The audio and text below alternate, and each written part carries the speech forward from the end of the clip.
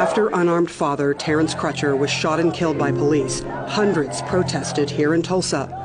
What many didn't know is that nearly 100 years ago, on these very streets on which they were marching, hundreds of African Americans were killed in one of the darkest chapters of Tulsa's and America's history.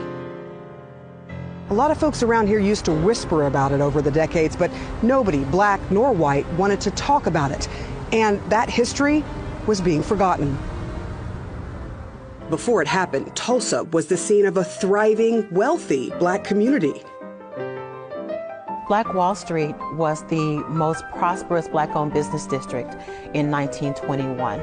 This was Black Wall Street. There were hundreds of black-owned businesses, everything from banks to pharmacies to the doctor's office.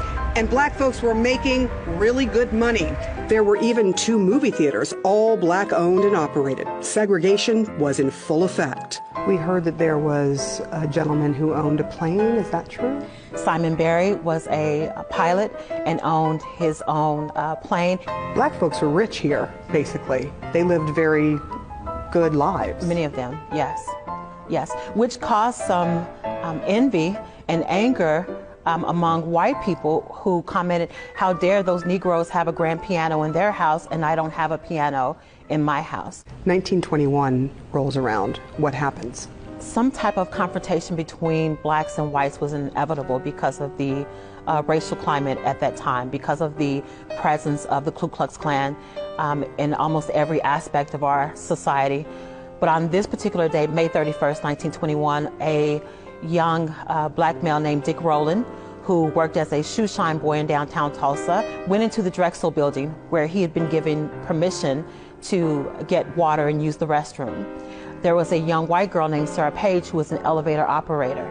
And Dick Rowland every day would go into the elevator with Sarah Page. On this particular day, after the elevator doors closed and Sarah Page and Dick Rowland were alone in the elevator, a few moments later there was a scream, the elevator doors opened, Dick Rowland ran and was later arrested, and Sarah Page initially claimed that she had been assaulted. Brown says Page never pressed charges, but authorities did, and the damage was done. By the end of the day, the rumor mill said Page had been raped.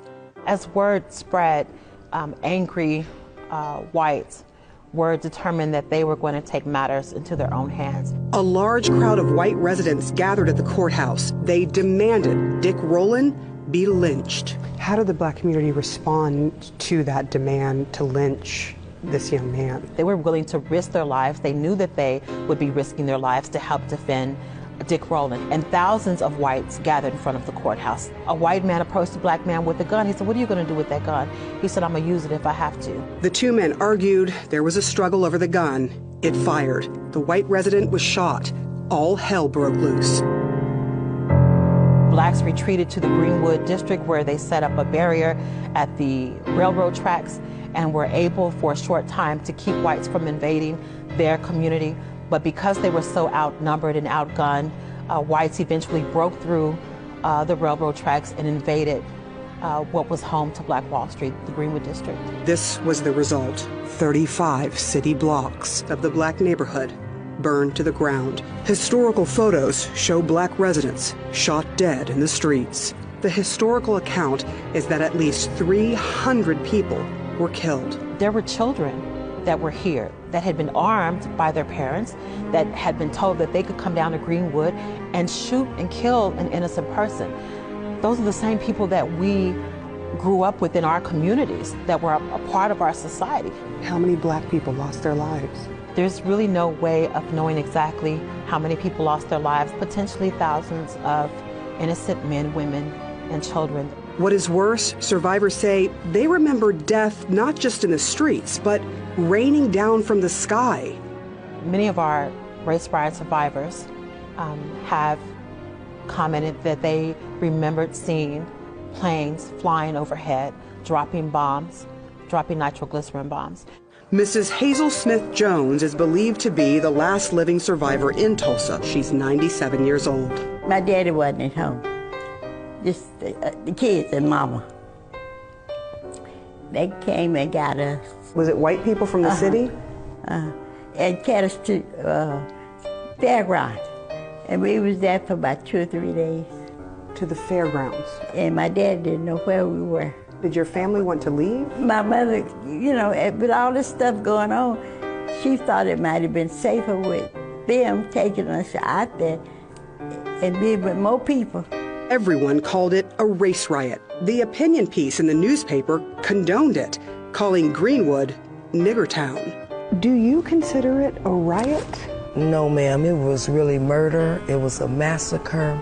My grandmother was awakened at night and just told to run. Just get up and run. And they ran. She was only 9. They ran for days. She got mixed up from her family and lost in a chicken coop. Calling it a riot was convenient for a city run by whites. There's no statute of limitations for murder, but there is for a riot. For the black victims, it was devastating.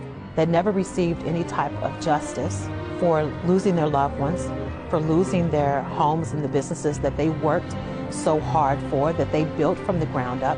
Every insurance claim from the Greenwood neighborhood was denied. The claims totaled about $2.7 million. Black Wall Street did recover, but never to its former glory. Do you think life is better for black folks in America now? Yeah. Some places, yes, some places not. If there was any clearer sign that change in race relations has happened to this community, this was it. During a march for a black father slain by a police officer, half of those marching were black and the other half white, all marching in unison, saying Black Lives Matter. But there are stark reminders of the racism that continues to thrive in some people's hearts. So the marching and the worrying continues.